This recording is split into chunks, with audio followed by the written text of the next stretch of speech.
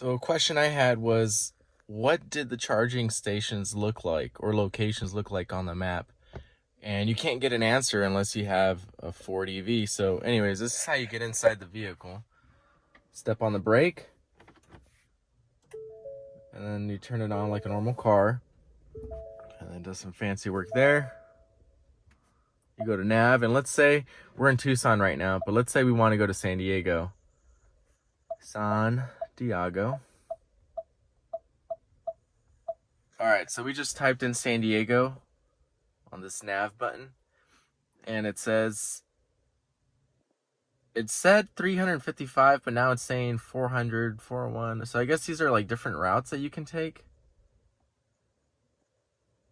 And they're all here. So yes, there are locations.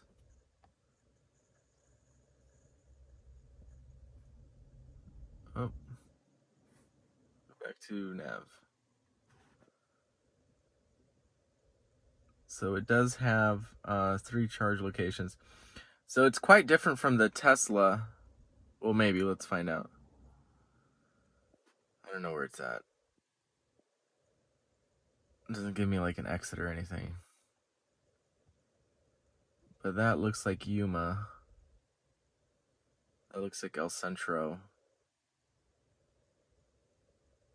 That's funny. It's like, instead of saying, it's like, why is it telling me Mexico? Why is it saying Tijuana instead of San Diego? And why doesn't it say Mexicali instead of El Centro? It's kind of weird. And this might be Gila Bend. I'm not sure. But anyways, I guess it's alternate routes or something. Oh yeah, it is alternate routes. This is like the same thing. Okay, well, 400 miles? Obey traffic laws. Be alert and use voice commands while driving. So total trip is 6 hours. The highlighted route. Normally it takes about, 5.5. Let's see where these chargers are located. That's what I'm curious about. Because when you're going to San Diego or California, usually you have a charger at Gila Bend. And there's like no names. It's called Electrify America. That's the network that Ford has. Tesla has its superchargers, but Ford calls it Electrify America. It doesn't tell me where it's at. So I'm guessing that's Gila Bend. I mean, that's not really helpful.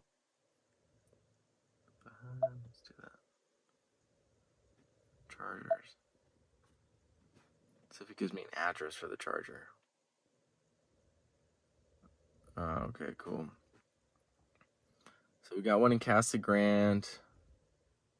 I think that's Phoenix. Anyways, that's kind of what it looks like. So it did charge to 230 miles.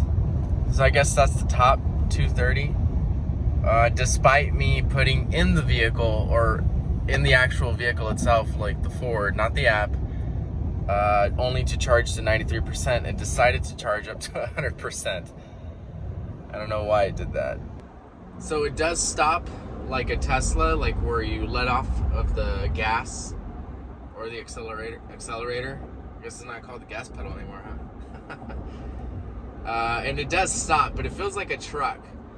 The Tesla is, I don't want to say more responsive, but it's quicker to take. I guess it's because of the weight distribution. Like, you can't, it won't stop too aggressively, which makes sense. It's trying to benefit from the weight and all that stuff. It does recharge or regenerate, so it feels like a truck is what I'm trying to say. I've had 2 F-150s, 2 Lariats, and they've been 2015s. 3.5 liter, mind you. And this feels like an upgraded F-150. Like, it's just so awesome. The screen is huge. I mean, it's just such a jump. $5,000. Honestly, this is like a $50,000, $60,000 vehicle, and it's not. It's way cheaper than that. So if you can get one, I would get one. And then you have the tax incentive, the tax refundable credit. Dude, what a deal. And this car is fast. It's no joke. This is a fast vehicle. So responsive. There's no delay.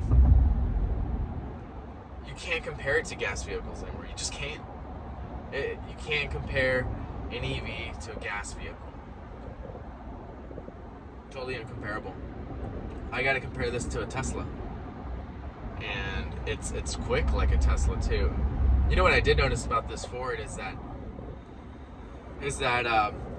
with the Tesla, it's torque nonstop and it'll just go.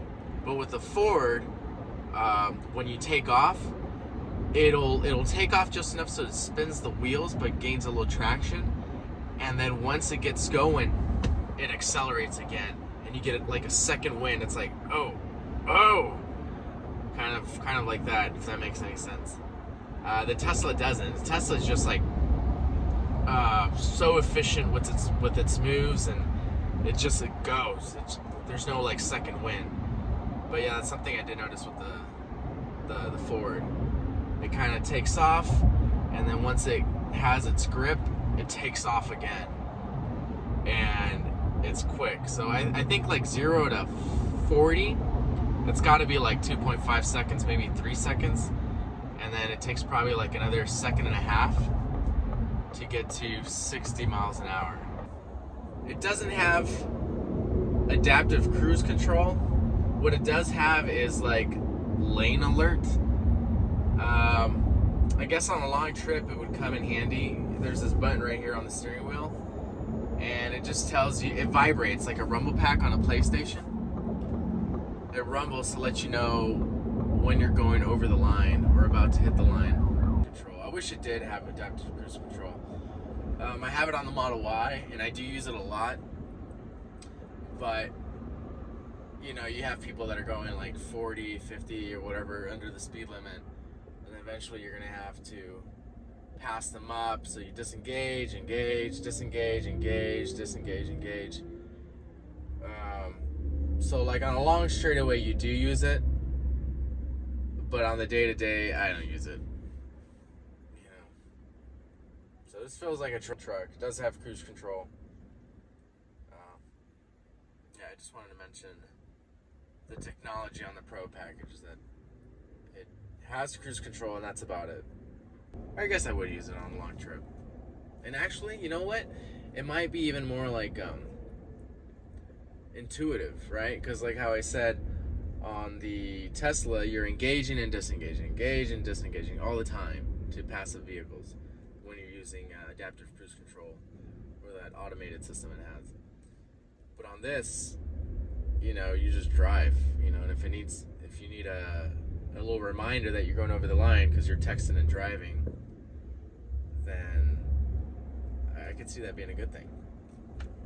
Less buttons to touch.